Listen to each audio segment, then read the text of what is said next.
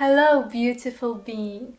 So in this video, I am going to tell you what is a birth chart, why do you need it, how to create it, and how to read a birth chart.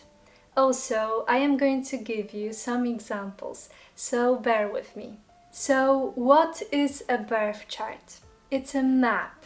It's a screenshot of the sky for the moment that you took your first breath.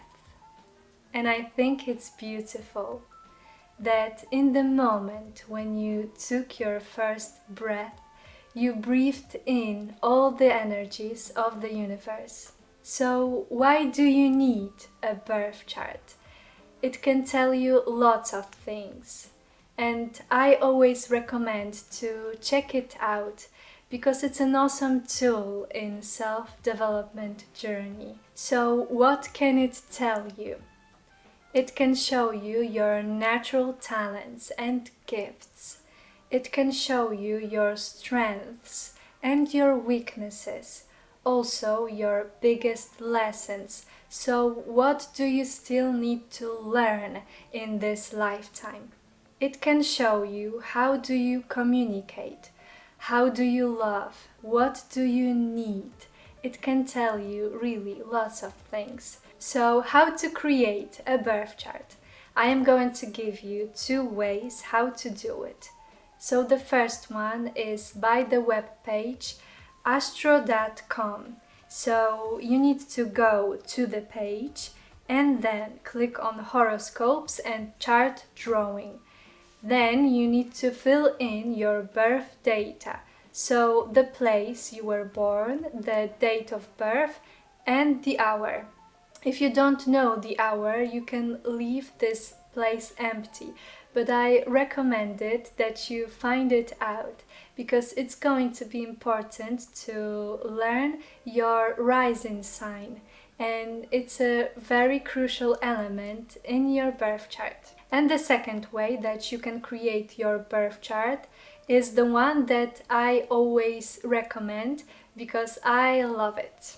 So it's by this app that you can download on your phone.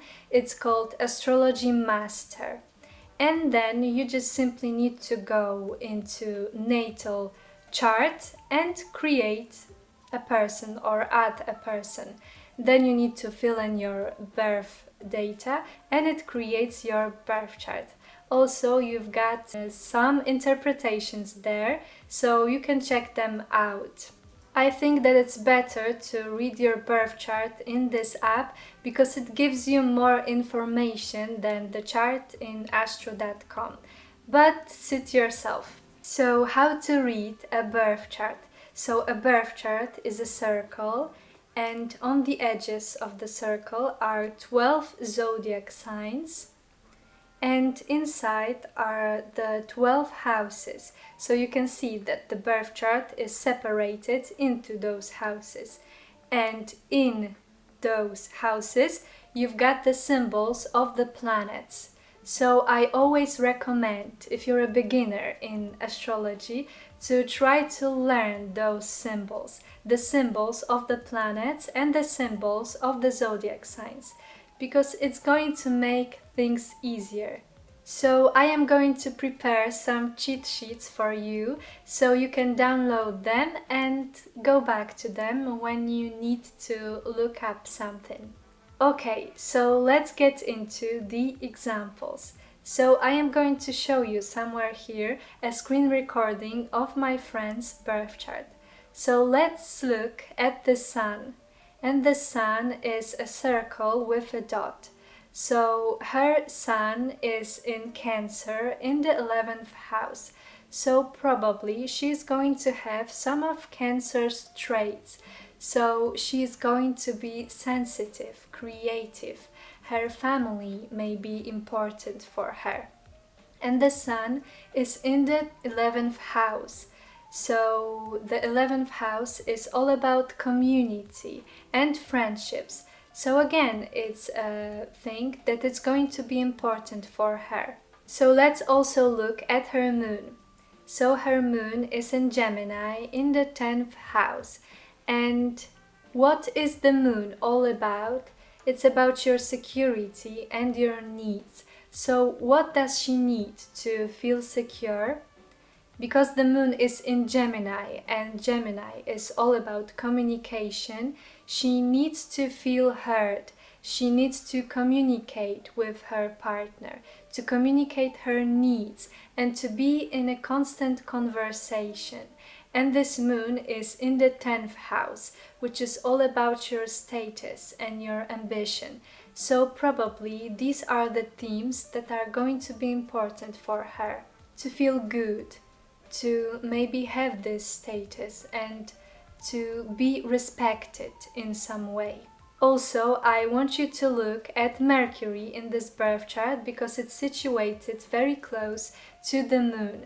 So if the two planets are so close, it's called a conjunction and it's an aspect. I am not going to go into details here in this video, but I just want to let you know that when you have an aspect like this, when you have two planets in Gemini, and also Mercury rules Gemini, so it's highlighted, this need for communication and conversation is going to be even bigger. So the last thing that I want to mention is your rising sign. It's the sign that was rising on the horizon at the moment when you took your first breath. It has to do with the way you want to be perceived and the way you show up as. It also is connected with your external appearance. So in this birth chart, my friend's rising sign is in Virgo. And what is Virgo all about? So she can be a bit shy at the first impression, and also she may care a little bit too much about her external appearance. So there you have it. This is how I read a birth chart. So try to create your own birth chart and look at those 3 elements. Let's treat it as your homework. So look at your sun, moon and your rising sign. See where do you have those elements in your birth chart. So in what sign and in what house. And also let me know in the comments below because I'm curious. So for me, I've got my sun in Scorpio in the 12th house, my moon is in Pisces in the 3rd house, and my rising sign is also in Scorpio.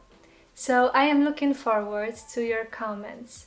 Thank you so much for being here and for watching this video. If you need any more explanation, let me know in the comments below. Also, if you have any ideas for any further films and videos, also let me know. See you in my next video.